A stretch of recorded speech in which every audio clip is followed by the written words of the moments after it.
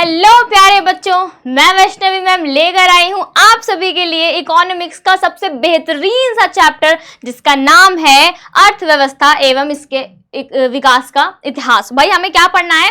पूरा का पूरा अर्थव्यवस्था का हिसाब भाई देखना है कि हमें किस तरीके की अर्थव्यवस्था मिल रही है, कितने प्रकार की अर्थव्यवस्था मिल रही है, इसके अंदर कौन कौन से हमें क्षेत्र देखने को मिलते हैं और इसका पुराना बैकग्राउंड कहाँ से रहा है, कहाँ से जो है अर्थव्यवस्था की हमें नींव देखने को मिलती है और स्पेशली हम बिहार के पर्सपेक्टिव से भी इसे बहुत ही बेहतरीन तरीके से समझेंगे। आपको सारा का सारा कॉन्सेप्ट इस चैप्टर का एक ही शॉट में आज मिलने वाला है। तो भाई बिल्कुल भी ना वेस्ट करते हुए जल्दी से करते हैं अपने चैप्टर की शुरुआत। तो भाई आपको चैप्टर का नाम तो पता है कि अर्थव्यवस्था एवं इसके विकास का इतिहास, ठीक है, ये हमारे चैप्टर का नाम है। अर्थव्यवस्था के बारे में आप लोग जानते ही होंगे भाई, बोले तो इकोनॉमी, ठीक है, जो हमारी देश की इकोनॉमी, जैसे आपको पता भी होगा कि भाई साल भर में जो हमारे यहाँ क्या जीडीपी कैलकुलेट करके बताई जाती है कि कितना विकास हुआ है, हमारी जो अर्थव्यवस्था है वो कितना जो है कितने दर पर आगे बढ़ी है। आपको पता है कि जो भारत की अर्थव्यवस्था है वो पांचवी सबसे बड़ी अर्थव्यवस्था आपको देखने को मिलती है और ये भी कहा जाता है ऐसे स्कॉलर्स के द्वारा कि भाई धीरे धीरे इसी तरीके अगर इसका विकास होता रहा तो ये तीसरी भी सबसे बड़ी अर्थव्यवस्था में देखने को मिल सकती है। भाई बिल्कुल भी टाइम नहीं वेस्ट करेंगे, सीधा अपने आते हैं अपने कॉन्सेप्ट पर। देखो पहला वर्ड क्या लिखा हुआ, पहला वर्ड समझो भाई, लिखा हुआ है गोल्डन बर्ड। ये क्या आपको बताने की जरूरत है क्या बच्चा? आपको पता है कि भारत, इंडिया, जो हमारा भारतवर्ष हमेशा से रहा है वो एक सोने की चिड़िया कहलाता था। क्यों कहलाता था भाई? इतना था हमारे पास ना, इतना ग्लोरियस पास्ट हमारा रहा है, इतना जो गौरवशाली हमारी संस्कृति रही है, उसी संस्कृति के बलबूते ये नाम दिया गया था कि भारत एक सोने की चिड़िया है। लेकिन आपको पता है कि जब हमने देखा कि पोर्तुगीज का आगमन होता है, जो है डेन्स का आगमन होता है, फ्रेंच का आगमन होता है, जो ब्रिटिशर्स का आगमन होता है, और ब्रिटिशर तो भाई सबसे ज्यादा भाई आपको पता है कि 200 सालों तक, लगभग 200 सालों तक यहाँ पर वो राज करते हैं, इसको अपनी कॉलोनी बनाते हैं और जो ये सोने की चिड़िया कहलाता था उसको लूट कर चले जाते हैं। ठीक है, ये हो गया। फिर क्या है कि ब्रिटिश शासन ने भारतीय अर्थव्यवस्था को अपना उपनिवेश बनाए रखा। उपनिवेश का मतलब क्या होता है कि कोई भाई जो दूसरा एक मान लो देश है, एक दूसरी कंट्री है, वो किसी एक पर्टिकुलर कंट्री पर जो है अपना कंट्रोल स्टैब्लिश कर ले। बोले तो क्या कि मान लो ये कोई बड़ा सा देश है, ठीक है, ये कोई बड़ा सा कोई देश है मान लो, और ये एक देश है, तो इसने जो है इस पर क्या कर लिया है भाई, इसने इस पर अपना स्वामित्व जो है वो स्थापित कर लिया है, अपना प्रभुत्व जमा लिया है। इसकी जो आर्थिक व्यवस्थाएं हैं, ठीक है, इस कंट्री की, इस देश की जो आर्थिक व्यवस्थाएं हैं वो इस देश के द्वारा जो है अब संचालित की जा रही हैं।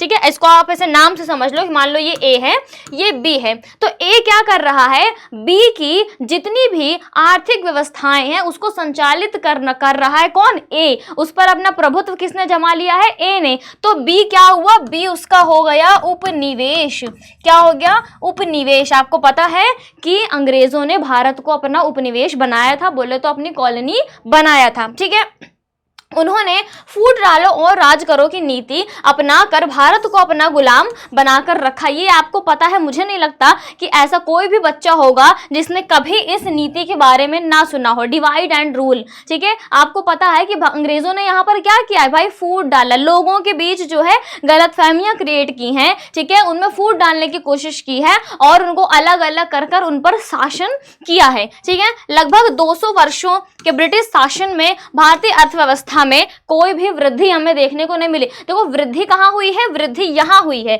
इसको अगर हम मान लें ब्रिटेन, ठीक है, इसको हम क्या मान लें? ब्रिटेन, तो आपको वृद्धि जो है यहाँ देखने को मिली है। भारत में आपको कोई वृद्धि जो है देखने को नहीं मिली, क्योंकि यही का सारा चीज तो ये इस्तेमाल कर रहे थे, यही का सारा चीज ये इस्तेमाल कर, यहाँ के जितने भी रिसोर्सेज थे, जो भी संसाधन थे, उनका इस्तेमाल किसने किया? इन्होंने किया। तो वृद्धि यहाँ हुई है, पर यहाँ जब तक इन्होंने शासन किया है यहाँ कोई वृद्धि हमें देखने को नहीं मिली है। ठीक है, ये हो गया। अब देख लो भाई सोने की चिड़िया कितनी प्यारी लग रही है। हाँ, फिर क्या बोलते हैं, देखो उपनिवेश, इसके बारे में मैंने आपको जस्ट बताया है, कुछ भी अलग से कोई चीज नहीं है कि जब कोई भी देश एक बड़े समृद्ध राष्ट्र के शासन में रहता है और उसकी सभी आर्थिक और व्यवसायिक गतिविधियों को शासक देश द्वारा निर्देशित और नियंत्रित किया जाता है, तो ऐसे शासित देश को शासक देश का उपनिवेश कहा जाता है। भारत लगभग 200 वर्षों तक ब्रिटिश शासन का उपनिवेश रहा है। सिंपल सी चीज जो मैंने अभी आपको बताई हुई है कि ब्रिटेन जो है क्या उसने क्या किया है, भारत की जितनी भी आर्थिक व्यवस्थाएं थी उसका संचालन जो है, उसका कंट्रोल जो है वो ब्रिटेन के हाथों में चला गया था, ब्रिटिश शासन उसको कंट्रोल कर रहा था। और इसीलिए हम ऐसा बोलते हैं कि भारत जो है वो ब्रिटिश शासन का उपनिवेश रहा है, बोले तो कॉलोनी रहा है। ठीक है, क्या रहा है, कॉलोनी रहा है। ठीक है, अब क्या बोल रहे हैं भाई, अर्थव्यवस्था का अर्थ क्या होता है, एक्चुअली में अर्थव्यवस्था का मतलब क्या होता है। ठीक है, क्या मतलब होता है, तो भाई सभी लोग पैसा कमाने के उद्देश्य से विभिन्न आर्थिक गतिविधियों में लगे हुए हैं ताकि उनके परिवार के सदस्य उनकी जरूरतों को पूरी कर सके। सिंपल सी चीज आपको पता है कि भाई पैसा हम क्यों कमा रहे हैं, पैसा क्यों कमा रहे हैं, ताकि अपनी जरूरतों की पूर्ति कर सके, अपने परिवार की जरूरतों की पूर्ति कर सके। सिंपल सा हमारा फंडा यही है। ठीक है, हमारे सभी क्रियाकलाप जिसमें हमें आय प्राप्त होती है आर्थिक क्रियाएं कहलाती, मतलब क्या है, जिनसे हम पैसा कमा रहे हैं। ऐसी कोई भी क्रिया जिससे हम पैसा कमा रहे हैं उसे हम आर्थिक क्रिया बोलते हैं। क्या बोलते हैं, इकोनॉमिक एक्टिविटीज बोलते हैं। ठीक है, अर्थव्यवस्था एक प्रणाली या संरचना है जिसके तहत विभिन्न प्रकार की आर्थिक गतिविधियां की जाती हैं, जैसे कि कृषि हो गया, उद्योग हो गया, व्यापार है, बैंकिंग है, परिवहन है और संचार आदि। मतलब क्या है, सिंपल सी चीज आपको बता दी कि ऐसी जो हमारी गतिविधियां हैं, ऐसी जो हमारी एक्टिविटीज हैं जिनसे हम पैसा कमा रहे हैं, ठीक है, जिनसे हमारी आय उत्पन्न हो रही है, उन सभी गतिविधियों को हम क्या बोलते हैं, आर्थिक जो हमारी क्रियाएं हैं वो आर्थिक गतिविधियां हैं। तो ये सारी आर्थिक गतिविधियां जिस संरचना के अंतर्गत आती हैं, ये सारी आर्थिक गतिविधियां जिस भी संरचना के अंतर्गत आ रही हैं उन्हें हम क्या बोलते हैं, उन्हें हम बोलते हैं अर्थव्यवस्था। क्या बोलते हैं, अर्थव्यवस्था। वैसे उसी सिस्टम को हम क्या बोलते हैं, अर्थव्यवस्था। ये एक प्रणाली है, ये एक सिस्टम है। ठीक है भाई, प्रत्येक अर्थव्यवस्था के दो प्रमुख कार्य होते हैं। सिंपल से आपको पता है भाई, पैसा कमाना होता है, जरूरतों की पूर्ति करना होता है। ठीक है, कि हाँ यहाँ क्या होती है, लोगों की जरूरतों को पूरा किया जा रहा है। ठीक है, उसके लिए विभिन्न प्रकार की वस्तुओं और सेवाओं का उत्पादन किया जाता है। भाई जैसे जो भी सारी वस्तुएं हैं, जो भी सारी सेवाएं हैं, उनका प्रोडक्शन होगा तभी ना हम उनका इस्तेमाल करेंगे, तभी ना उनसे हम पैसे कमाएंगे। पहले वो चीज बनेगी तब तो। ठीक है, और लोगों को रोजगार के अवसर प्रदान करते हैं। भाई आपको पता है कि कोई ना कोई अगर हम प्रोडक्शन कर रहे हैं तो उसमें लोगों की जरूरत पड़ेगी। एक ही इंसान के बस की बात तो है नहीं, ज्यादा से ज्यादा लोगों का आपको पता है कि जब प्रोडक्शन में काम करेंगे फिर वो लोग, फिर उनकी उसकी जो है कि मैन्युफैक्चरिंग होगी। ठीक है, उसको बनाया जाएगा, उसमें लोग जुड़ेंगे, फिर जो है वो कंज्यूमर तक पहुंचाया जाएगा, उपभोक्ता तक पहुंचाया जाएगा, तो उसमें बहुत से लोग जुड़ेंगे। तो यहाँ पर बहुत सारे जो है रोजगार के अवसर यहाँ पर पैदा होते हैं। तो दो प्रमुख कार्य आपको मिला, पहला क्या, जरूरतें पूरी करता है, और दूसरा क्या है, रोजगार प्रदान कर रहा है। आप ऐसे दुकान में भी देख रहे हैं ना कि ये क्या है। ठीक है, ये क्या है, ये हमारी अर्थव्यवस्था को डिपेंड करता है, उस पर डिपेंड करता है ये सारी चीजें।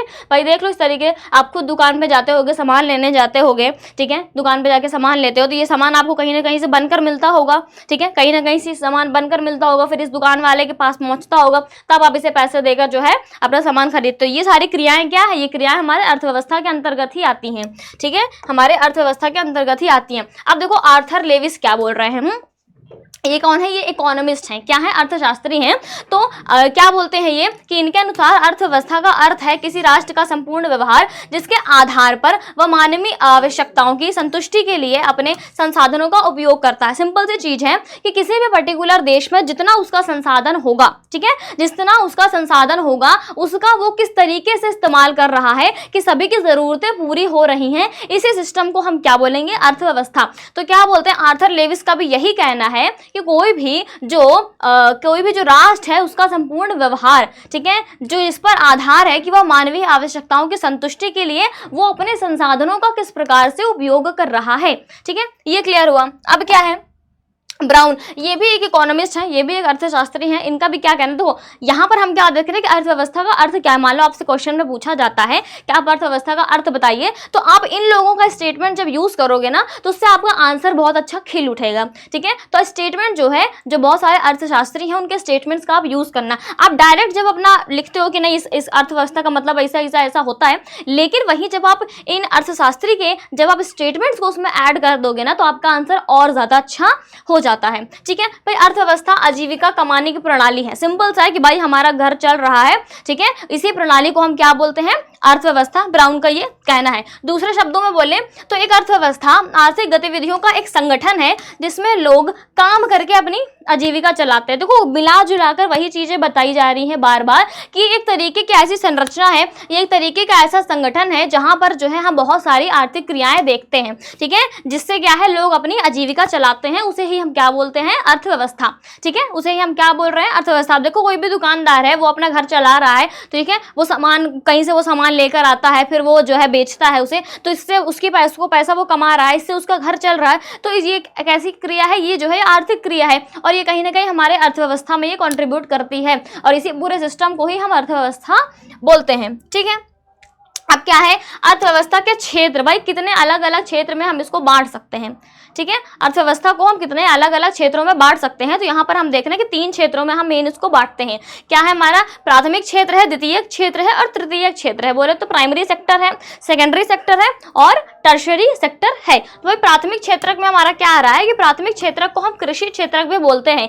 कृषि क्षेत्रक क्यों बोलते हैं, आपको पता है कि हमारी जो प्राइमरी एक्टिविटी है, जो पहली एक्टिविटी है वो कौन सी है, वो है कृषि। भाई जो हम देखते हैं क्या, भाई कृषि करते हैं, जो है अनाज उगाते हैं, तो यही हमारी प्राइमरी एक्टिविटी हुई, तो इसीलिए हम उसको क्या बोलते हैं, कृषि क्षेत्रक भी से बोलते हैं। इसमें कृषि हो गया, पशुपालन हो गया, मत्स्य पालन हो गया और वनों से सामान प्राप्त करने जैसे व्यवसाय शामिल हैं। जो भी हमारी प्राइमरी एक्टिविटीज हैं वो सारी हमारी यहाँ पर आती हैं। ठीक है, द्वितीय क्षेत्र की जब हम बात करते हैं तो यहाँ पर आपको पता है कि रॉ मटेरियल अब हमें मिल गया है तो वो बनेगा।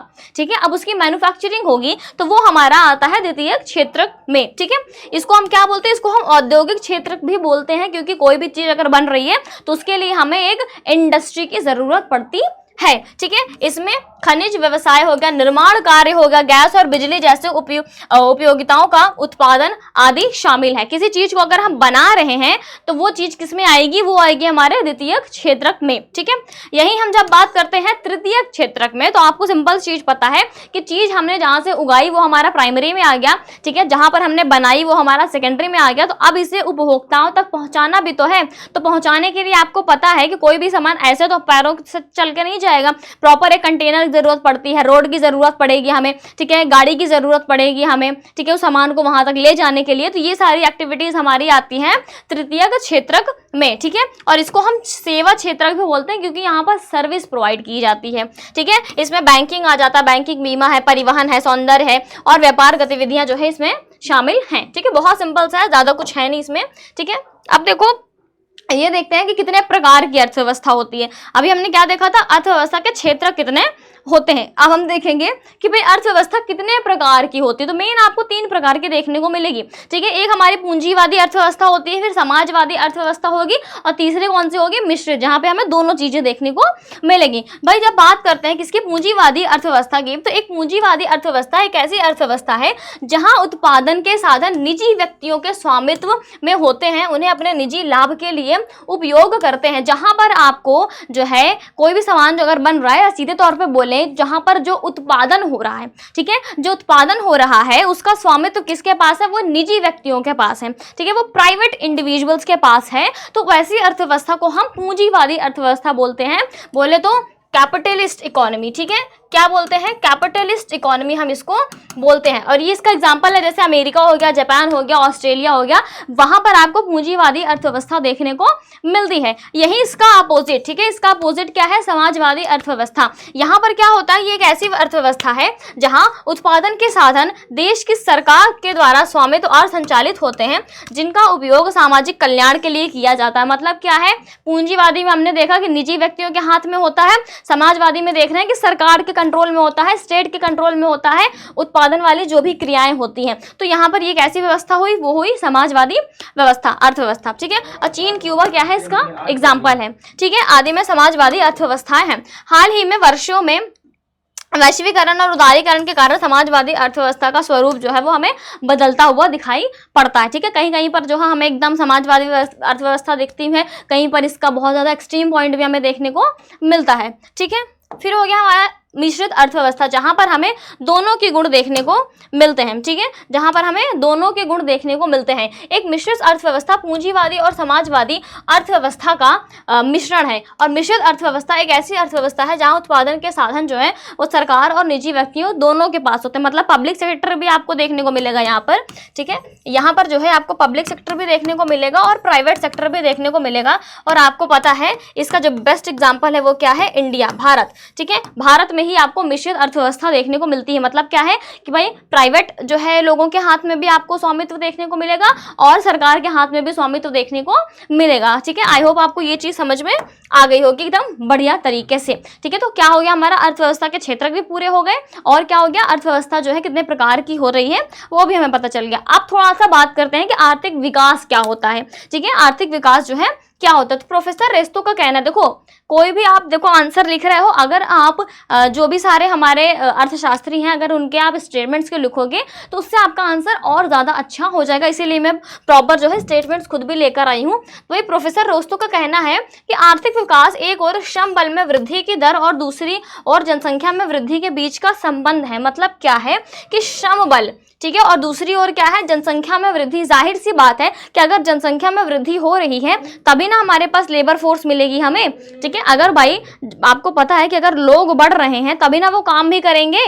ठीक है, तो यहाँ पर जो है इनके बीच का जो संबंध है उसे ही इन्होंने क्या बताया है, आर्थिक विकास बताया है। कि क्या है भाई, जो हमारे एक तरफ हमारी जनसंख्या बढ़ रही, दूसरी तरफ क्या है, हमारी जो श्रम बल है उसमें भी वृद्धि हो रही है। तो इसी के संबंध को ये क्या बोलते हैं, आर्थिक विकास बोलते हैं। यही मेयर और बाल्डविन का क्या कहना है कि आर्थिक विकास एक ऐसी प्रक्रिया है जिससे अर्थव्यवस्था की वास्तविक राष्ट्रीय आय लंबे समय तक बढ़ती है। मतलब ये एक ऐसी प्रक्रिया इन्होंने बताया है कि जिससे राष्ट्र की आय जो है वो लंबे समय तक बढ़ती रहती है। इन्होंने जो आर्थिक विकास है इन्होंने देश की आय से जोड़ के बताया हुआ है कि इसके थ्रू जो भी सारी एक्टिविटीज होती रहती हैं उससे क्या है, देश की आय जो है वो लंबे समय तक बढ़ती रहती है। ठीक है, आर्थिक विकास का मुख्य उद्देश्य जो है वो अर्थव्यवस्था के सभी क्षेत्रों में उच्च स्तर की उत्पादकता जो है प्राप्त करना। ठीक है, मतलब क्या है कि पूरा ओवरऑल डेवलपमेंट, अगर एक वर्ड में बोले तो हम उसी को हम क्या बोलते हैं, आर्थिक विकास। ठीक है, क्लियर हो गया। चलो अब क्या बता रहे भाई, आमतौर पर आर्थिक विकास और आर्थिक विकास के बीच कोई अंतर नहीं। देखो यहाँ पर ये विकास नहीं, यहाँ पर हो गया वृद्धि। ठीक है, यहाँ क्या बताया जा रहा है कि आर्थिक विकास और आर्थिक वृद्धि के बीच हम जनरली मानते हैं कि कोई अंतर नहीं है, ऐसा हम सोचते हैं, बट इसके बीच हमें बहुत बड़ा अंतर देखने को मिलता है। जब आप आर्थिक वृद्धि की बात करते हो, बोले तो ग्रोथ की जब आप बात करते हो ना, ठीक है, और यहीं जब आप आर्थिक विकास और डेवलपमेंट की बात करते हो तो यहाँ पे दोनों में सबसे मेजर आपको जो है अंतर देखने को मिलता है कि ये किस पर बेस्ड होता है, ये होता है संख्या पर बेस्ड। ठीक है, ये किस पर बेस्ड होता है, ये होता है संख्या पर बेस्ड। ठीक है, आप इसको कैलकुलेट करते हो संख्या में, बोले तो जीडीपी की जब आप बात करते हो, जब आप जीएनपी की बात करते हो तब आप ग्रोथ की बात करते हो। यही जब आप डेवलपमेंट की बात करते हो या विकास की बात करते हो, ठीक है, तो ये गुणवत्ता पर आधारित होती है। ठीक है, ये जो है वो गुणवत्ता पर आधारित होती है। ठीक है, चाहे आप जो हेल्थ फैसिलिटी की बात कर लो, एजुकेशन फैसिलिटी की बात कर लो, कम्युनिकेशन फैसिलिटीज की बात कर लो, कि जो भी आपको फैसिलिटी मिल रही है, जो भी आपको सेवाएं मिल रही हैं, उसके आधार पर हम इसको कैलकुलेट करते हैं। तो आई होप आपको दोनों का अंतर समझ में आ गया होगा कि एक जो है मात्रा पर बेस्ड है, दूसरा जो है वो गुणवत्ता पर बेस्ड है। लेकिन हमारे अर्थशास्त्री देखो इसको क्या समझते हैं कि भाई श्रीमती उर्सुला हिक्स का मानना है कि वृद्धि शब्द का उपयोग जो है आर्थिक रूप से विकसित देशों के संबंध में किया जाता है। मतलब जो डेवलप्ड देश हैं, जो विकसित देश हैं, उनके संदर्भ में हम वृद्धि शब्द का इस्तेमाल करते हैं। वहीं जो विकासशील देश हैं उनके संदर्भ में हम विकास का इस्तेमाल करते हैं। ठीक है, और अर्थव्यवस्थाओं के संदर्भ में किया जाता है। यही जो हम बात करते हैं डॉक्टर ब्राइट सिंह की, इनका क्या मानना है कि इन्होंने ये लिखा है कि वृद्धि शब्द का प्रयोग जो है विदेशों के लिए किया जाता है, या विदेशों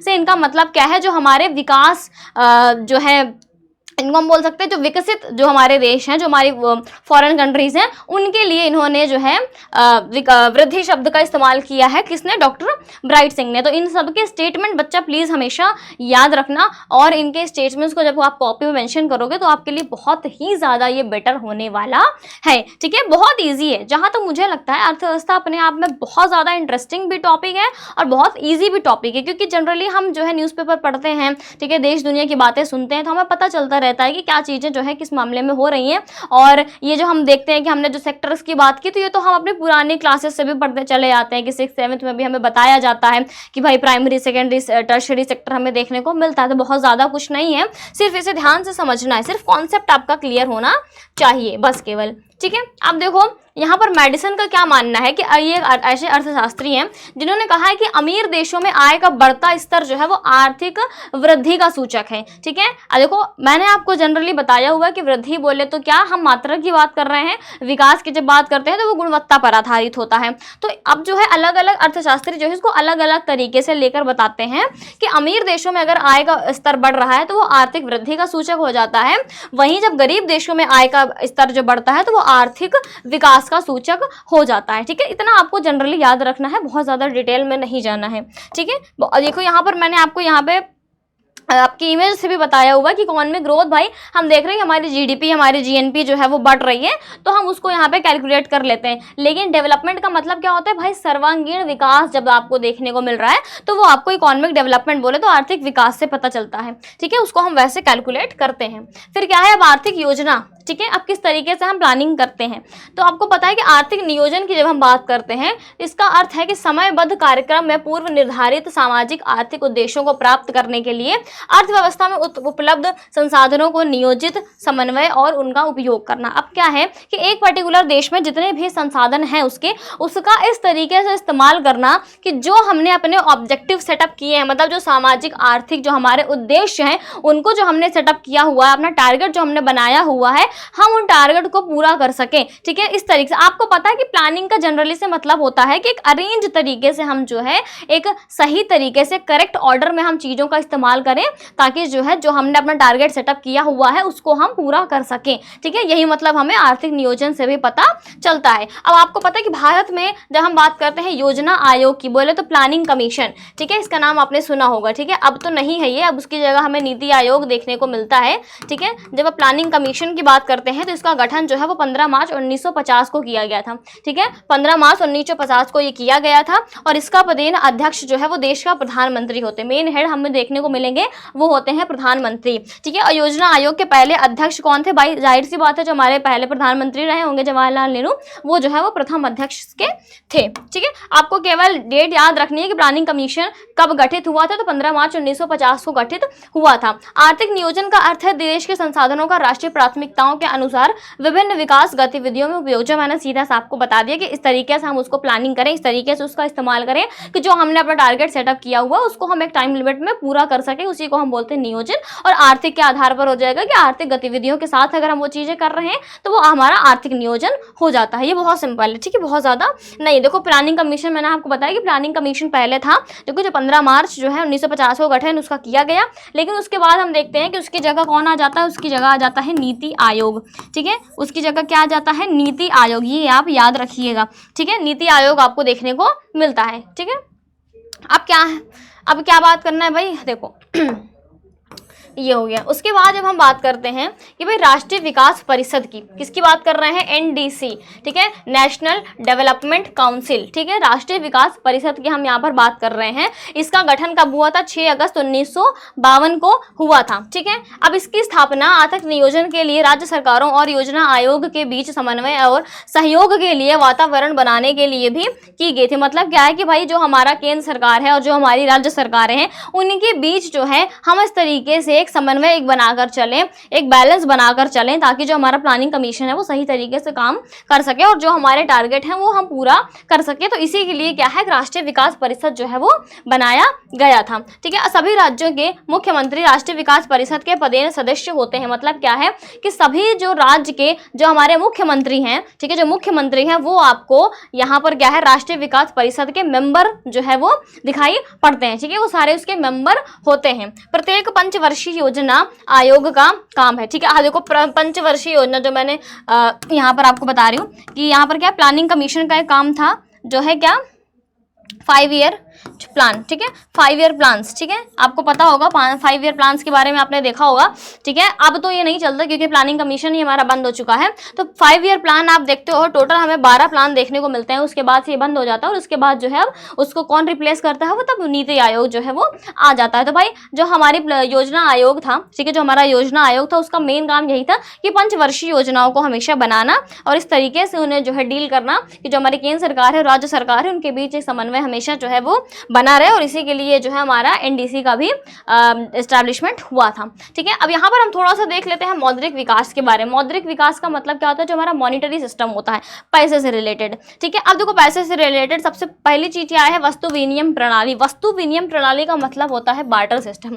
ठीक है, हाँ क्या सोच रहे होगे कि हाँ देखो मैम हिंदी की जगह इंग्लिश बता दी और कह रही हाँ ये होता है। मतलब देखो बार्टर सिस्टम का मतलब होता है कि कोई आप सामान जो है, सामान के बदले जब सामान का आप लेन देन करते हो, क्या कर रहे हो? सामान के ठीक है, एक आपने सामान लिया और सामान के बदले जो है आप सामान का लेन देन जब आप करते हो, इसी को हम क्या बोलते हैं, बार्टर सिस्टम बोलते हैं। क्या बोलते हैं बच्चा, बार्टर सिस्टम बोलते हैं। मान लो आपके पास 2 किलो चावल है, ठीक है, सामने वाले के पास जो है 1 किलो दाल है, ठीक है, आपको दाल चाहिए, उसको चावल चाहिए, आपने आपस में बदल लिया। इस सिस्टम को हम क्या बोलते हैं, बार्टर सिस्टम। क्या बोलते हैं इसको, वस्तु विनिमय प्रणाली। लेकिन अब ये सोच लो कि आपको दाल उससे नहीं चाहिए, ठीक है, लेकिन आप अपना चावल बेचना चाहते हो, तब आप क्या करोगे, तब आप कहाँ जाओगे, तब क्या आपकी जरूरत पूरी हो पाएगी, नहीं हो पाएगी। तो इसके लिए आपको नया सिस्टम लाना पड़ेगा। हमेशा सामान के बदले सामान का लेन देन जो है हमारी जरूरतों की पूर्ति नहीं कर पा रहा था, जिसके जरिए हम देखते हैं कि आगे चलकर जो है वो पैसे वाला चलन जो है वो शुरू हो जाता है। भाई पैसा बिक्री के लिए सामान्य साधन के रूप में कार्य करना जो है शुरू कर दिया। मतलब क्या है, अब पैसा जो है वो आ चुका है। थोड़ा सा अगर हम इसको पैसा छोड़कर थोड़ा सा अगर हम इसमें डिटेल में जाते हैं तो आपको पता है कि पहले हम सामान के बदले सामान का लेन देन करते थे, लेकिन उसके बाद जब हमारा थोड़ा सा महाजनपदास का टाइम आ जाता है, 6th सेंचुरी की जब हम बात करते हैं, तब हमको देखने को मिलता है कि यहाँ पर क्या है, वो पंच मार्क्ड पॉइंट्स देखने को मिलते हैं। ठीक है, वो छोटे छोटे जो है रेक्टेंगुलर शेप में, सर्कुलर शेप में आपको जो है वो पॉइंट्स देखने को मिलते हैं, जो हमें महाजनपदास के टाइम पे, आप आगे चल के पढ़ोगे भी इनके बारे में, थोड़ा बहुत हमें 6th-7th क्लास में बताया भी जाता है। तो यहाँ पर आपको देखने को मिलेगा, जब आप देखोगे कि भाई मौर्य वंश आएगा, गुप्त वंश आएगा, तो अलग अलग वंश वालों में भी आप देखते हो कि कोई सिल्वर कॉइन चला रहा है, कोई लेड के कॉइन चला रहा है, कोई कॉपर के सिक्के चला रहा है, कोई सोने के सिक्के चला रहा है। तो इसी तरीके चलते चलते आज के टाइम पे हम देख रहे हैं तो हमारे पास पेपर नोट आ रही है, हमारे पास करेंसी आ रही है। ठीक है, हमारे पास क्या आ रहा है, अब करेंसी आ रहा है। और अब तो आप देख रहे हो कि आप मोबाइल से ही डायरेक्ट जो है पेन डाल के तुरंत आप ऑनलाइन ट्रांजेक्शन कर दे रहे हो। तो आप देख रहे हो कि सामान के बदले सामान से लेकर आज का टाइम जो है हमारा एक कितना लंबा दौर आपको देखने को मिलता है, किसका, मौद्रिक विकास का। इसी पूरे सिस्टम को हम बोलते हैं। ठीक है, फिर क्या है कि विकास की इस अवधि के दौरान था कि एक सरकार कंपनियों के एक समूह पर शासन करने के लिए उभरी। तो सरकार की मंजूरी और लोगों के विश्वास से पैसा सर्कुलेट होने लगा और नतीजन देश की सरकार द्वारा स्थापित बैंक बनाए गए, जिसके द्वारा जो है मुद्रा का हस्तांतरण अब अधिक आसानी से बन गया, जिसे हम चेक कहते हैं। ठीक है, ये क्या है, ये आगे का बता रहा है कि मान लो उस वक्त हमने सामान के बदले सामान वाला सिस्टम था, उसके बाद जब पैसे वाला सिस्टम आया, फिर क्या है, फिर चेक वाला सिस्टम आता है। भाई आप साइन करके दे दो, फिर दूसरा बंदा जो है अपना जहाँ की पैसा बैंक से निकाल लेगा। चेक वाला सिस्टम हमने देखा था। ठीक है, फिर क्या है कि जब कोई व्यक्ति बिना देर किए बैंक के माध्यम से एक स्थान से दूसरे स्थान पर धन का लेन देन करता है, तो बैंक की प्रणाली को कोर बैंकिंग प्रणाली कहते हैं, जिसे हमें पता है भाई जो हमारा डिजिटल ट्रांजैक्शन होता है। ठीक है, जिसे हम कोर बैंकिंग प्रणाली जो है कहते हैं। और इसी तरह एक प्लास्टिक मैकेनिकल मार्क एक बैंक को किसी चिन्हित स्थान से किसी भी समय पैसा निकालने की अनुमति देता है, जिसे हम बोलते हैं एटीएम। ठीक है, आपको पता है जो हमारा प्लास्टिक मटेरियल है, आप जाके एटीएम मशीन में ऐसे निकालते हैं, इसलिए फोटो में मैंने ऐसे लगाई है। आप एटीएम मशीन में ऐसे जाके उसको डाल के फिर अपना जो भी लैंग्वेज सिलेक्ट करके कि और फिर कौन सा अकाउंट है, कितना पैसा करना है, पिन आप डालते हो, फिर पैसा आपको मिल जाता है। तो ये सिस्टम भी आपको देखने को मिलता है। ठीक है, और आप देखते हो कि क्रेडिट कार्ड हो गया, डेबिट कार्ड हो गया, तो ये सारी चीजें जो है अब आपको देखने को मिलती हैं, जिसे हम प्लास्टिक मटेरियल में रखते हैं। ठीक है, आप देखो वही चीज थोड़ा सा स्टोरी के तौर पर भी आप इसको समझ लो कि भाई पहले क्या हुआ करता था, पहले वस्तु विनिमय प्रणाली हुआ करती थी। ठीक है, माल से माल का लेन देन हुआ करता था। फिर हमने देखा कि बैंकिंग प्रणाली भी हमारी आ गई, पैसे का लेन देन जो है शुरू हो गया। ठीक है, चेक के माध्यम से भी हमें लेन देन देखने को मिल रहा है। ठीक है, कोर बैंकिंग प्रणाली आपको देखने को मिल रही है कि भाई एक स्थान से उसी बैंक के माध्यम से अपने खाते से दूर स्थित किसी अन्य व्यक्ति को जो है धन हम पहुंचा दे रहे हैं। ठीक है, ट्रांसफर करे दे रहे हैं अपने बैंक से दूसरे बैंक में, तो वो हमारी कोर बैंकिंग प्रणाली हो गई। ठीक है, फिर हम देखते हैं कि भाई एटीएम कार्ड आ चुका है। ठीक है, ये क्या है, एक छोटे से प्लास्टिक कार्ड पर जो मुद्रित माइक्रो जेस्चर के आधार पर कहीं भी और किसी भी समय जो है आप अपने बैंक से जो है अपना पैसा जो है विड्रॉ कर सकते हो, तो आपका एटीएम हो गया। फिर हम देखते हैं कि भाई डेबिट कार्ड भी आपको मिल रहा है। यहाँ पर क्या है, ये एक प्लास्टिक कार्ड है। ठीक है, जिसके द्वारा बैंक अपनी जमा राशि का उपयोग कर सकता है। ठीक है, जो व्यक्ति है जिसने उसने अपना पैसा जमा किया है, वो डेबिट कार्ड के थ्रू जो अपना पैसा निकाल सकता है। क्रेडिट कार्ड में आप देखते हो कि आपका क्रेडिट कार्ड जो है किसी लिमिट के साथ बंधा होता है कि आप उससे जब जितने समय चाहो आप उससे इतना पैसा निकाल सकते हो, प्रॉपर वो आपका बैंक का पैसा होता है। डेबिट कार्ड में आप देखते हो कि वो पैसा जो है आप जमा करते हो तो आप पैसा निकालते हो। क्रेडिट कार्ड में आप देखते हो कि भाई जो जिस लिमिट के साथ आपका क्रेडिट कार्ड बना होता है, उस लिमिट के अंदर अंदर आप जितना पैसा चाहो उसमें से निकाल सकते हो। ठीक है, ये सारा आप देख सकते हो, ये सारे आपके कार्ड्स वगैरह हैं। ठीक है, सारे आपके कार्ड्स वगैरह हैं, आपको तो पता होगा, ये सारी चीजें तो आप लोग खुद भी रखते होगे, अब एटीएम तो रखते ही होगे ना। ठीक है, अब क्या है, राष्ट्रीय आय थोड़ा सा देख लेते हैं। ठीक है, आई होप आपको समझ में आ रहा होगा। ठीक है, आई होप आपको मजा भी आ रही होगी, क्योंकि थोड़ा सा अगर हम अर्थव्यवस्था की बात करते हैं ना, अपने आप में बहुत इंटरेस्टिंग टॉपिक है, जैसे आपको पता हुआ, क्योंकि आपकी जानी पहचानी चीजें हैं, ठीक है। आपने हमेशा बार्टर सिस्टम के बारे में भी सुना रहा होगा। अब आप देखते हो कि जो हमारा जो है देखते हैं डिजिटल ट्रांजेक्शन हो रहा है, ठीक है। आपने सुना होगा एटीएम के, खुद भी आप यूज करते हो, एटीएम हो गया, डेबिट कार्ड हो गया, क्रेडिट कार्ड हो गया। तो अर्थव्यवस्था में आपको बहुत अपने से जुड़ी हुई चीजें जो है मिलती है, और पैसे से रिलेटेड हम बातें कर रहे हैं, तो जाहिर सी बात है मजा आनी चाहिए, ठीक है। तो बिल्कुल भी बोर नहीं होना है, एकदम हंसते मुस्कुराते भाई पढ़ाई करनी है, टॉपिक हमारे बहुत ज्यादा इंपॉर्टेंट है, ठीक है। तो हम थोड़ा सा मापक और सूचकांक की बात कर रहे हैं, मतलब किस तरीके से हम उसको मेजर करते हैं, ठीक है। यही जब बात करते हैं हम राष्ट्रीय आय की, तो राष्ट्रीय आय का मतलब क्या होता है, ठीक है। मतलब किसी देश की आय की बात हो रही है यहाँ पर, तो राष्ट्रीय आय को आर्थिक विकास का सूचक माना जाता है, और राष्ट्रीय आय एक वर्ष की अवधि के दौरान किसी देश में उत्पादित सभी वस्तुओं और सेवाओं के मौद्रिक मूल्य का योग है,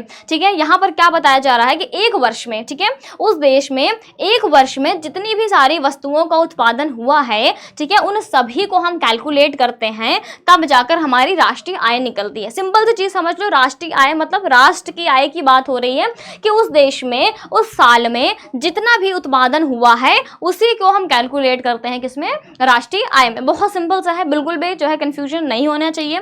यही बात करते हैं प्रति व्यक्ति आय की। प्रति व्यक्ति का आय मतलब क्या है कि प्रति व्यक्ति आय को आर्थिक विकास को मापने के लिए सबसे उपयुक्त जो है सूचकांक माना जाता है। देखो प्रति व्यक्ति आय सिंपल से आप याद करो, एवरेज इनकम की यहाँ पर बात हो रही है कि उस पर्टिकुलर देश में, ठीक है, उस पर्टिकुलर देश में जो व्यक्ति रह रहा है उसकी एवरेज इनकम क्या है, उसी को हम बोलते हैं पर कैपिटा इनकम, प्रति व्यक्ति आय। इसको हम जब निकालते हैं तो राष्ट्रीय आय ऊपर रखते हैं, ठीक है, न्यूमरेटर में, और उसको डिवाइड करते हैं उसकी टोटल पॉपुलेशन से, ठीक है। उस देश की मान लो टोटल जितनी हम देख रहे हैं कि कितना एक साल में जो है उसने कमाया हुआ है, वो हम देख रहे हैं यहाँ पर। उसके बाद हम देख रहे हैं कि कितनी टोटल जनसंख्या है, जब इसको हम डिवाइड करेंगे तब हमारी आती है पर कैपिटा इनकम, ठीक है, प्रति व्यक्ति आय, कि उस पर्टिकुलर देश में एक जो सिंगल इंडिविजुअल रह रहा है उसकी एवरेज इनकम जो है यहाँ से निकल कर आती है। तो इस फॉर्मूले को जो है हमेशा याद रखना, ठीक है। ये आपके क्वेश्चन में भी, ऑब्जेक्टिव में भी बन के आ सकता है कि भाई बता दो कि इस देश में पर व्यक्ति जो है प्रति व्यक्ति आय जो है वो कितनी है, तो आप ऐसे फॉर्मूले पर रख के उसका आंसर निकाल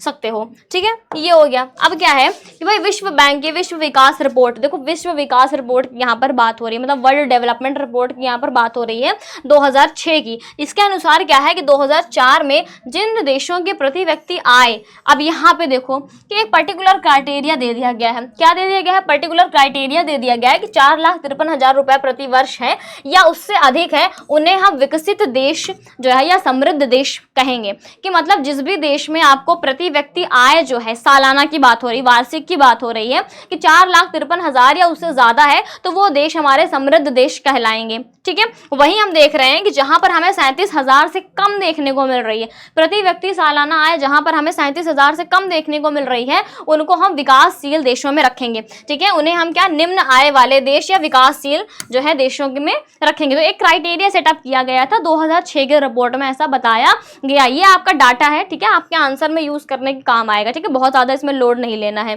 ठीक है। चलो हाँ, ये थोड़ा सा आप ये देख लो कि आपको वैसे इसके बारे में पता होगा। जनरली हम इसको बोलते हैं, क्या बोलते हैं इसको बच्चा, इसको हम बोलते हैं, रुको बताते हैं, इसको हम बोलते हैं ग्लोबल नॉर्थ, ठीक है। आपने हमेशा सुना होगा कि बहुत सारी ऐसे समिट्स वगैरह होती हैं कि ग्लोबल नॉर्थ और ग्लोबल साउथ के बीच हम देख रहे हैं कि कॉन्फ्रेंसेस हो रही हैं, ठीक है। हमने हमेशा ऐसा सुना है कि ग्लोबल साउथ की आवाज़ जो है इंडिया को उठानी चाहिए, ठीक है। भारत को ऐसा प्लेटफॉर्म क्रिएट करना चाहिए, या किसी भी प्लेटफॉर्म को भारत को हमेशा एक लीडर के तौर पर देखा जाता है कि वो जो है वो ग्लोबल साउथ की आवाज़ उठा सकता है। तो इन वर्ड्स का हम इस्तेमाल क्यों करते हैं भाई, ग्लोबल नॉर्थ और ग्लोबल साउथ का हम यूज़ क्यों करते हैं? सिंपल सी चीज़ ये है कि यहाँ पर इसका मतलब क्या है, ये हमारे डेवलप्ड नेशंस हैं। मतलब क्या है, क्या बोलते हैं, जो हमारे क्या है, विकसित देश हैं। जो हमारे विकसित देश हैं वो जनरली हमें नॉर्थ में देखने को मिलते हैं, इसीलिए हम उन्हें मिला जुलाकर एक नाम दे देते हैं, क्या, ग्लोबल नॉर्थ का। और यही हम देखते हैं ग्लोबल साउथ की, ये हमारे विकासशील देश हैं, ठीक है। क्या है, ये हमारे विकासशील देश हैं, ठीक है। और इन्हें हम टोटल मिलाकर नाम दे देते हैं ग्लोबल साउथ का। एक एक्सेप्शन आपको यहाँ पे देखने को मिलेगा ऑस्ट्रेलिया का। ऑस्ट्रेलिया है तो बेटा ग्लोबल साउथ में, लेकिन क्या है, ये बहुत ही ज़्यादा डेवलप्ड कंट्री है, ठीक है। ऑस्ट्रेलिया एक डेवलप्ड कंट्री आप बोलेंगे तो भाई कॉन्टिनेंट है हमारा, ठीक है, ये हमारा कॉन्टिनेंट भी है, तो इसको हम बोलते हैं, आता भले ही वो ग्लोबल साउथ में बट वो डेवलप्ड है, ठीक है। वो हमारा एक्सेप्शन है, उस पर इतना ध्यान नहीं देना। जनरली आप इसको डिवाइड कर सकते हो कि ग्लोबल नॉर्थ और ग्लोबल साउथ में विकसित देश और विकासशील देश। ठीक है, इसीलिए मैप में आपको समझाने की कोशिश की ताकि आपको बेटर तरीके से समझ में आ जाए। ठीक है, ये हो गया। अब हम बात करते हैं किसकी, मानव विकास सूचकांक की। ठीक है, ये बोले तो ह्यूमन डेवलपमेंट इंडेक्स। ठीक है, ह्यूमन डेवलपमेंट इंडेक्स की जब हम यहाँ पर बात कर रहे हैं, यहाँ पर क्या है, अब ह्यूमन से समझ में आ रहा है कि भाई मानव से जुड़ी हुई चीजें हैं। तो महबूब उल हक के निर्देशन में भाई संयुक्त राष्ट्र विकास कार्यक्रम, ठीक है, संयुक्त राष्ट्र विकास कार्यक्रम हुआ, बोले तो यूएनडीपी। ठीक है, यूएनडीपी, ठीक है, United Nation Development Programme, simple सा। फिर क्या है, उसके द्वारा तैयार की गई पहली मानव विकास रिपोर्ट, पहली ह्यूमन डेवलपमेंट जो रिपोर्ट आती है, पहली रिपोर्ट, प्लीज हमेशा याद रखना, पहली रिपोर्ट जो है जब आती है तो जो है उसका प्रस्ताव किसने रखा है, महबूब उल हक ने प्रस्ताव रखा है। ऑब्जेक्टिव के लिए बहुत ज्यादा इंपॉर्टेंट है बच्चा, प्लीज इसको हमेशा याद रखना। ठीक है भाई, यूएनडीपी द्वारा प्रकाशित मानव विकास रिपोर्ट, ठीक है, एचडीआर, और लोगों के शैक्षिक स्तर की बात करता है, उनकी स्वास्थ्य स्थिति की बात करता है, और प्रति व्यक्ति आय के आधार पर जो है देशों की तुलना किया जाता है। अब देखो मानव से रिलेटेड है तो सिंपल सी बात है ना कि भाई उसकी हेल्थ कैसी है, वहां पर शिक्षा का स्तर कैसा है, उसका जो है प्रति व्यक्ति आय कितनी है, तो उसी के हिसाब से ना कैलकुलेट करेंगे। तो उसी के हिसाब से हम देख रहे हैं कि जो है हम एचडीआई जब हम कैलकुलेट करते हैं, बोले तो ह्यूमन डेवलपमेंट इंडेक्स की जब हम बात करते हैं, आप लोग न्यूज़ में भी देखते होंगे कि हर साल में जो है इसकी रिपोर्ट जो है आती है कि कौन सा देश भाई सबसे ऊपर है, कौन सा दूसरे नंबर पे, कौन सा तीसरे नंबर पे, कौन सा सबसे लास्ट में है। भाई मानव के जो है क्राइटेरिया पर बेस्ड होती हैं सारी चीज़ें। तो यहाँ पर आपको जीवन प्रत्याशा सूचकांक देखने को मिलेगा, यहाँ पर आपको शिक्षा प्राप्ति सूचकांक देखने को मिलेगा, और जीवन स्तर जो है सूचकांक देखने को मिलेगा। सिंपल सी चीज़ें, जो भी आपकी सारी फैसिलिटीज़ हैं, चाहे आप हेल्थ फैसिलिटी की बात कर लो, चाहे आप एजुकेशन फैसिलिटी की बात कर लो, चाहे आप जो है आप लिटरेसी रेट की बात करो कि भाई शैक्षिक स्तर जो है किस तरीके का है, चाहे आप लाइफ एक्सपेक्टेंसी रेशियो की बात करो कि कौन सा जो है व्यक्ति जो है उसकी एवरेज जो है वो कब तक वो जी रहा है, उसका जीवन जो है वो कितना है, हाँ, कितने समय का है। तो ये सारी चीज़ें हम कैलकुलेट करते हैं, तब जाकर हम निकालते हैं क्या, एचडीआई। ठीक है, ह्यूमन डेवलपमेंट इंडेक्स। क्लियर है, आयुष की रिपोर्ट तो है अक्सर आती रहती है, तो कभी आपको मौका मिले तो इसकी रिपोर्ट देखकर पढ़ना कि कौन से देश जो है क्या स्थिति है, हमारे भारत की इसमें क्या स्थिति है, तो ये चीज़ आप जरूर देखना। ठीक है, फिर क्या है कि भारत की जो पहली मानव विकास रिपोर्ट आती है, ठीक है, ये अप्रैल 2002 में जो है इसको लॉन्च किया गया था, और रिपोर्ट को तत्कालीन प्रधानमंत्री अटल बिहारी वाजपेयी ने 23 अप्रैल 2002 को नई दिल्ली में जारी किया था। पहली रिपोर्ट जारी हुई थी किसके द्वारा, अटल बिहारी वाजपेयी के द्वारा जारी की गई थी 23 अप्रैल 2002 में। ठीक है, इसे याद रखना, पहली रिपोर्ट की बात हो रही है यहाँ पे। योजना आयोग के तत्कालीन अध्यक्ष केसी पंत, ठीक है, अध्यक्ष की बात हो रही है। मेन हेड आपको पता है कि कौन होते हैं, प्रधानमंत्री होते हैं योजना आयोग के, लेकिन अध्यक्ष भी होते हैं उसमें। तो अध्यक्ष कौन थे उस वक्त, केसी पंत थे, और उन्होंने कहा था कि यह रिपोर्ट जो है वो भारतीय लोकतंत्र का एक प्रमाण है कि राज्यों के लिए योजना आकार तय करते समय इसे एक नए महत्वपूर्ण दस्तावेज के रूप में इस्तेमाल किया जाएगा।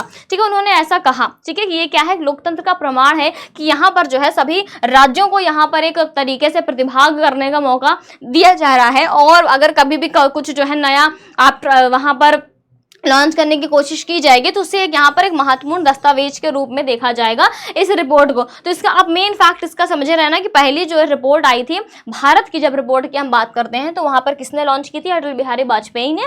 कब की थी भाई, 23 अप्रैल 2002 को। ये आपको बहुत ज़्यादा इंपॉर्टेंट है, इस फैक्ट को आप अपने जो है नोट्स में मेंशन कर लेना। क्लियर है, मज़ा आ रही है कि नहीं, एक बारी से बच्चा बता दो कि मज़ा आ रही है कि नहीं। थोड़ा सा पानी पी ले मैम, ठीक है, काफ़ी लेंदी सा टॉपिक है हमारा, बट कोई नहीं, आराम से पढ़ते चलेंगे। आई होप कि आपको मज़ा आ रही होगी। देखो अर्थव्यवस्था में ना एक होता है कि अपना ही मजा है पढ़ने में। जैसे हम बात करते हैं कि जब हम राजनीति की बात करते हैं, जब हम सिविक्स पढ़ते हैं, नागरिक शास्त्र जब पढ़ते हैं, तो उसमें भी आप देखो, आप नॉर्मल भी कुछ बताते जाओगे ना, तभी भी आपको मजा आएगा कि हाँ भाई उस नेता की बात हो रही है, उस देश की बात हो रही है, यहाँ पे वैसा चल रहा है, वैसा चल रहा है। तो आप जब अर्थव्यवस्था की भी बात करते हो ना, कैसा भी टॉपिक हो, कुछ भी हो, लेकिन हमें पता है कि ये चीज़ें हमसे रिलेट कर रही हैं, तब इन चीज़ों को पढ़ने में और ज़्यादा इंटरेस्ट आता है। ठीक है, तो इस पर आप थोड़ा सा दिमाग लगाओ।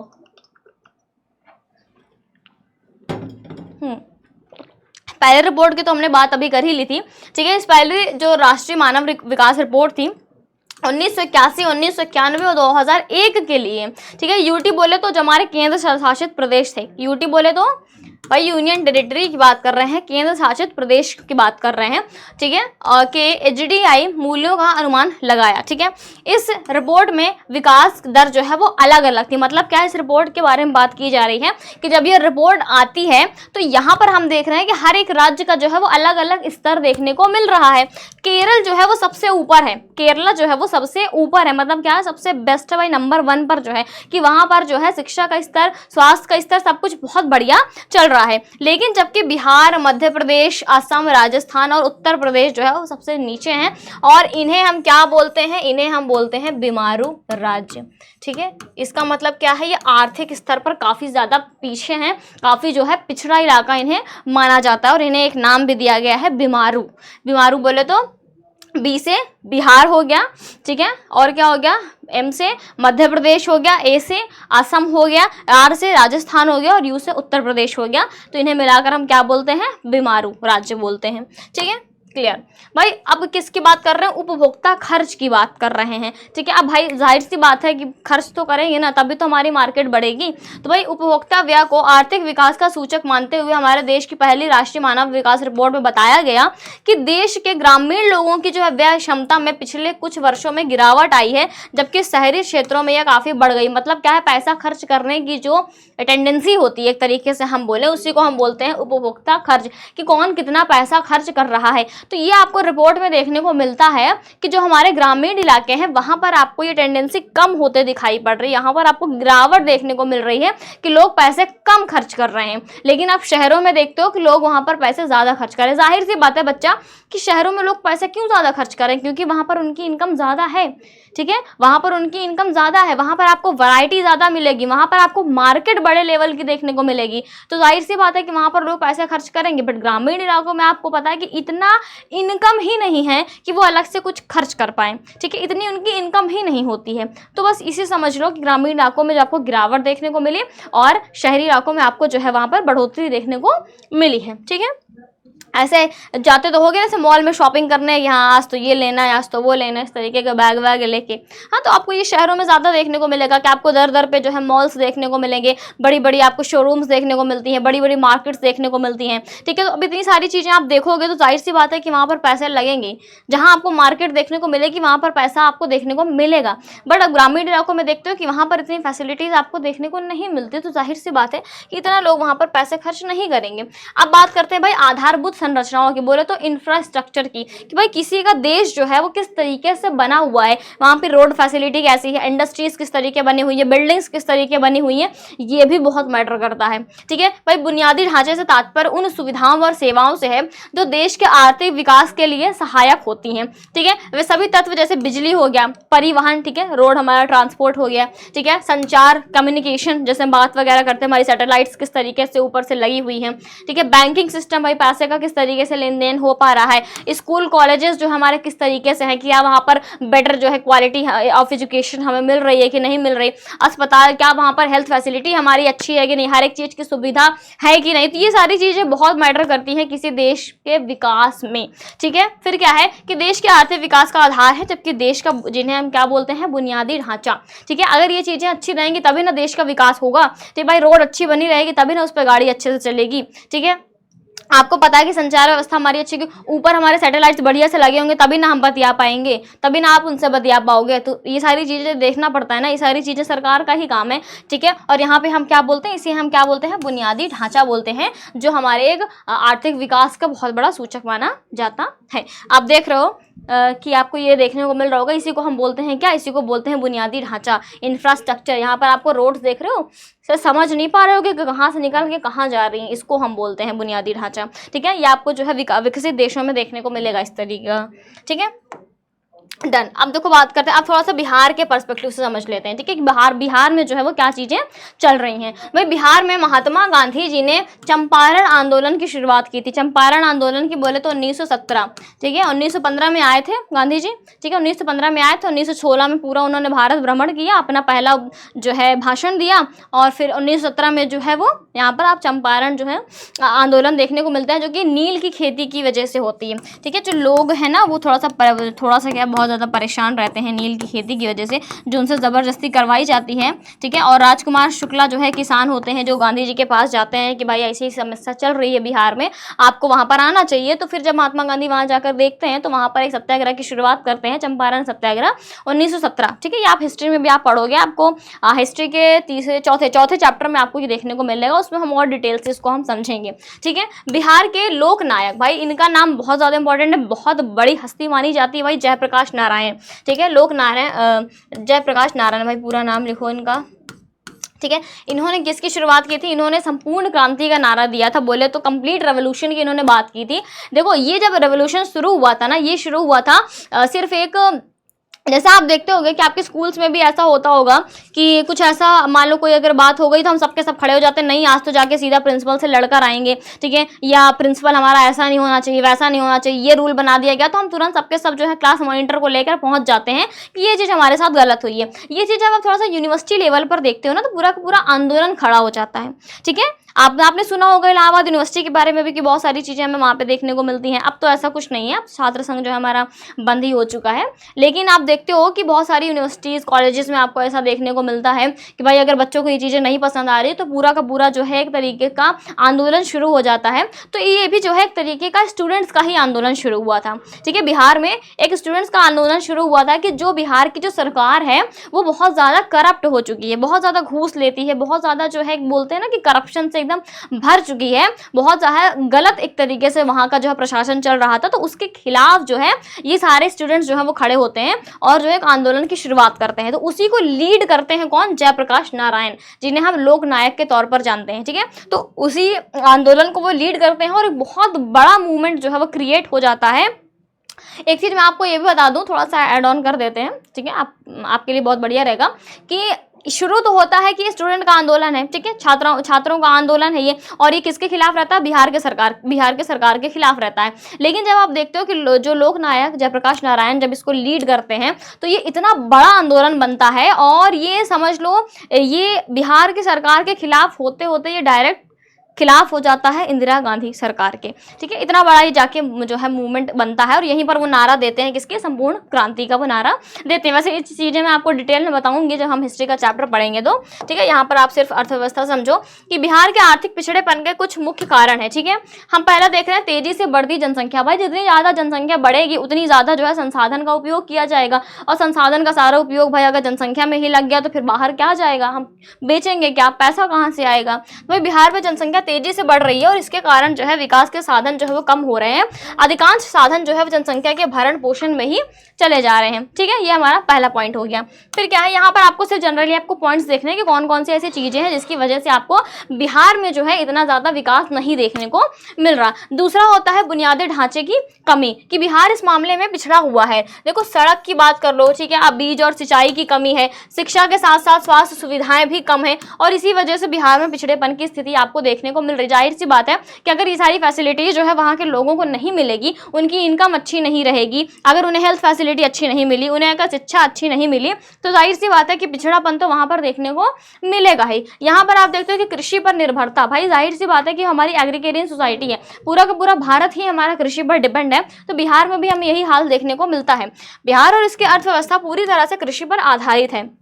यहाँ के ज़्यादातर लोग कृषि पर निर्भर हैं, लेकिन हमारी कृषि भी अच्छी नहीं चल रही है, हमारी कृषि बहुत पिछड़ी हुई है और इसी वजह से जो है पैदावार कम हो रही। जाहिर सी बात है बच्चा, प्रोडक्शन अगर कम होगा, ठीक है, आप कितना भी आप उसमें एफर्ट लगा लो, बट अगर प्रोडक्शन कम हो रहा है तो आप क्या करोगे? सारा का सारा चीज़ तो आपको अपनी ही जनसंख्या में ही लग जाएगा, वहीं पर वो सारी चीज़ें चली जाएंगी, बचेगा क्या?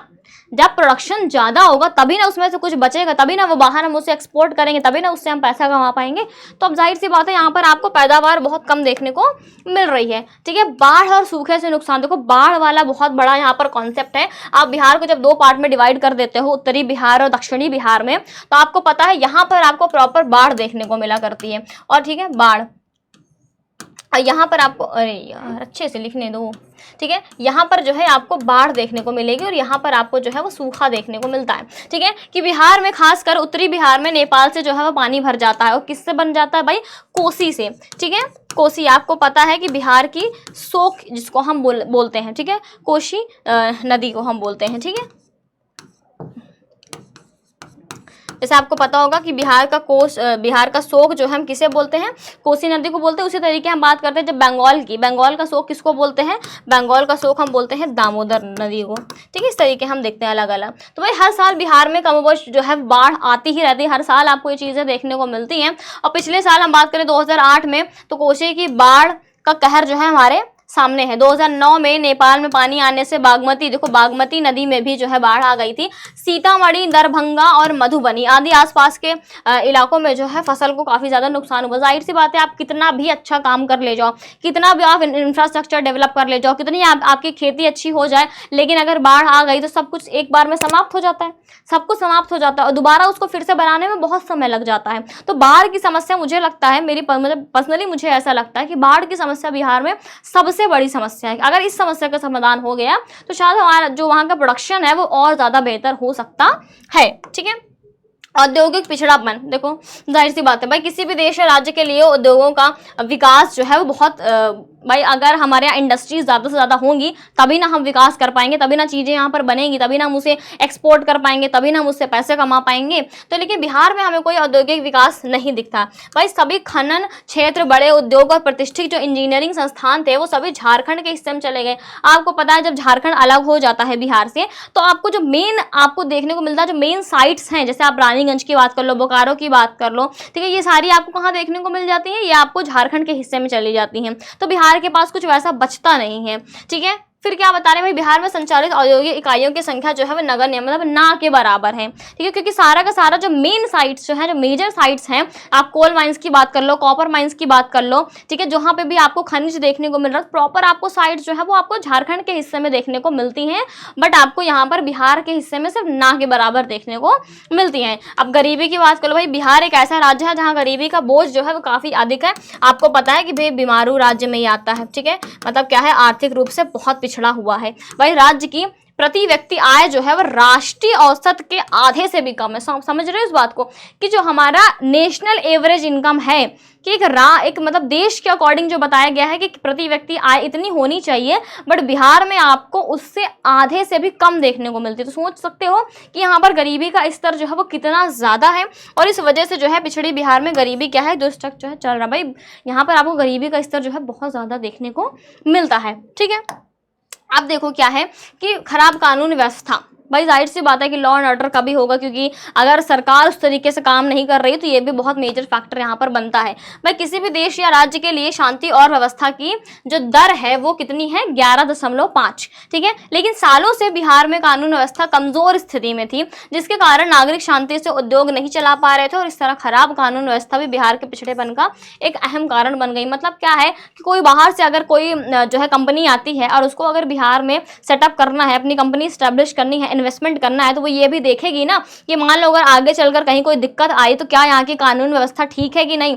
बट आप ऐसा देख रहे हो कि बिहार की कानून व्यवस्था उतनी उच्च स्तर की नहीं थी, जिसकी वजह से ऐसा हुआ है कि बहुत सारी कंपनीज जो है वो वहां पर अपना सेटअप स्टैब्लिश नहीं करती हैं, अपना इन्वेस्टमेंट नहीं करती हैं। तो ये भी उसके पिछड़ेपन का बहुत बड़ा कारण बनता है। ठीक है, प्रशासन का अभाव, बिहार की प्रशासनिक स्थिति ऐसी हो गई है कि पारदर्शिता का अभाव है भाई, ट्रांसपेरेंसी ही नहीं है, वहां पर करप्शन आपको बहुत ज्यादा देखने को मिलता है। और आप देखते हो कि इसी के खिलाफ तो पूरा का पूरा आंदोलन भी खड़ा हो गया था लोकनायक जयप्रकाश नारायण के लीडरशिप में। ठीक है, ये हो गया भाई। इतनी सारे हमें फैक्टर्स देखने को मिलते हैं जिनकी वजह से कहीं ना कहीं बिहार जो है वो पिछड़ेपन का शिकार है। ठीक है, फिर पूर्व राष्ट्रपति डॉक्टर एपीजे अब्दुल कलाम का कहना था कि बिहार के विकास के बिना भारत का विकास जो है वो संभव नहीं है।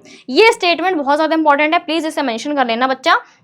क्या भाई डॉक्टर एपीजे अब्दुल कलाम ने खुद ऐसा कहा है कि अगर हमें भारत देश का विकास करना है तो बिहार का विकास होना बहुत ही ज्यादा जरूरी है। बिहार के विकास के बगैर कोई भी हम देख सकते हैं भारत का विकास हो ही नहीं सकता, वो संभव ही नहीं है।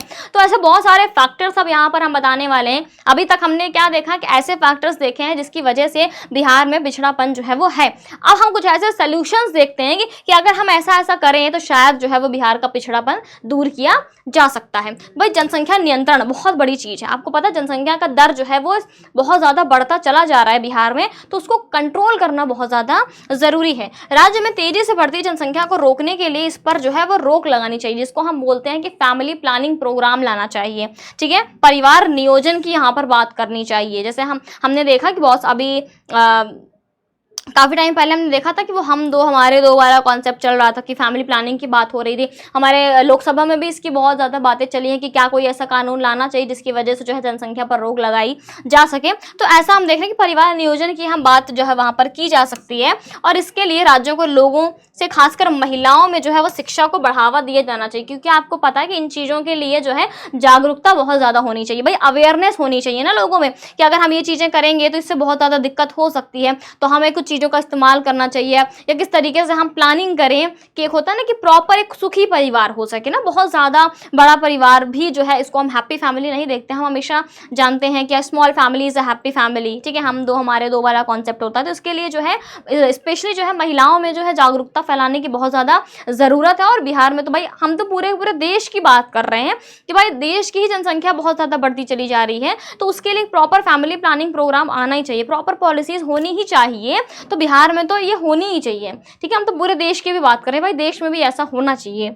ठीक है, फिर क्या है, कृषि का तेजी से विकास। भाई आपको पता है कि एग्रीकल्चर पर बहुत ज़्यादा डिपेंड है बिहार के लोग। ठीक है, तो वहाँ पर क्या होना चाहिए, उस पर विकास होना चाहिए, अलग अलग तरीके की खेती का जो है इस्तेमाल करना चाहिए। आपने देखा होगा मल्टीपल क्रॉपिंग वाला सिस्टम होता है, क्रॉप रोटेशन वाला सिस्टम होता है।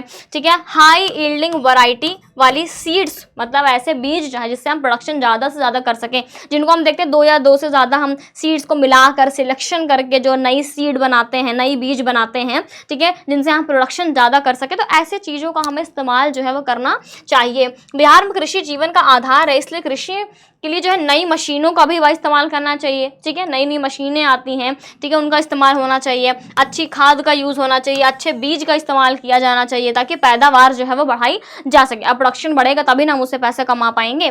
ठीक है, फिर क्या है, बाढ़ नियंत्रण। ये बहुत बड़ा इशू है कि भाई बिहार के विकास में बाढ़ एक बहुत बड़ी बाधा है, और बाढ़ के कारण जो है फसल का एक बड़ा हिस्सा नष्ट हो जाता है। आप कितना भी अच्छा काम कर लो, वहां पर कितनी भी इन्वेस्टमेंट कर लो, कितना भी फसल अच्छी कर लो, कितना भी प्रोडक्शन अच्छा कर लो, एक बार अगर बाढ़ आ गई तो सब कुछ समाप्त हो गया, तो सब कुछ समाप्त हो जाएगा। तो भाई जान माल का भी बहुत नुकसान हो जाता है। ठीक है, उत्तर बिहार की जो अधिकांश नदियां हिमालय से निकलती हैं, इसलिए नेपाल सरकार की मदद से ना उन पर नियंत्रण करने की कोशिश करनी चाहिए। ठीक है, अगर हम नेपाल सरकार के साथ एग्रीमेंट साइन करके उनकी मदद लेकर अगर इन जो ऊपर से जो नदियां आ रही हैं उनके बहाव पर अगर हम थोड़ा सा नियंत्रण कर सके, तो ये कहीं ना कहीं उसको हम डाइवर्ट करके जो है वो दक्षिणी बिहार तक भी पहुंचा सकते हैं। तो वहां का जो सूखा वाला पोर्शन है वो भी ठीक हो सकता है, वहां पर जो सूखा पड़ जाता है वो भी ठीक हो सकता है। तो इसको थोड़ा सा दिमाग लगा के भाई भारत सरकार, बिहार सरकार और नेपाल की सरकार से मिला जुलाकर इन चीज़ों को हम जब एक पॉलिसी, एक फ्रेमवर्क तैयार कर सकते हैं, जिससे ये बाढ़ की समस्या, सूखे की समस्या जो है वो दूर की जा सकती है। ठीक है, उसे हम दूर कर सकते हैं। आधारभूत संरचना का विकास, की बिहार में भाई बिजली की भारी आपको कमी दिखाई पड़ती है, इसलिए बिजली का उत्पादन जो है वहां पर बढ़ाना चाहिए। सड़क व्यवस्था में सुधार किया जाना चाहिए, शिक्षा और स्वास्थ्य सुविधाओं में सुधार किया जाना चाहिए, ताकि विकास की प्रक्रिया को आगे बढ़ाया जा सके। आपको पता है कि सारी हमारी बेसिक सर्विसेज हैं, बेसिक फैसिलिटीज़ हैं, तो इनमें जो है इनका डेवलपमेंट होना बहुत ज़्यादा ज़रूरी है। और ये सिर्फ बिहार के लिए ही नहीं, जितने पॉइंट्स देख रहे हैं ना, इसे आप ओवरऑल इंडिया पर भी लागू कर सकते हो। आप थोड़ा सा दिमाग लगा के सारे पॉइंट्स को देखोगे तो आप कहीं ना कहीं सोच पाओगे कि हाँ, ये सारे फैक्टर्स तो हमारे इंडिया पर भी लागू होते हैं। भाई इन सारे फैक्टर्स की वजह से तो शायद हमारे भारत में भी उतना विकास देखने को नहीं मिल रहा। अगर हम इन सोल्यूशन का इस्तेमाल करें तो शायद हम इनको और बेहतर तरीके से बना सकें। ठीक है, तो आप दोनों पर्सपेक्टिव से इसको समझने की कोशिश करो, थोड़ा सा दिमाग लगाओ, थोड़ा सा क्रिटिकल सोचा करो कि अगर ये चीज़ इस जगह पर ऐसी हो सकती है तो क्या अगर हम इसको दूसरी जगह पर रख के देखें तो क्या ऐसा हो सकता है। जैसे आप मैथ में आप जनरली ऐसा देखते होगे कि एक फॉर्मूला को आप अलग अलग जगह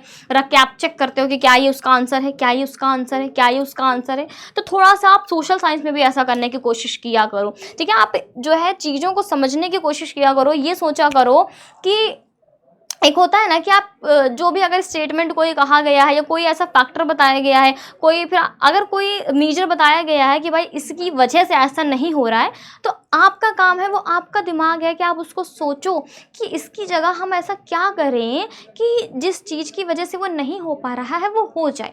मतलब क्या है, फैक्टर अगर आपको मिल गया तो आप उसका सोल्यूशन ढूंढो।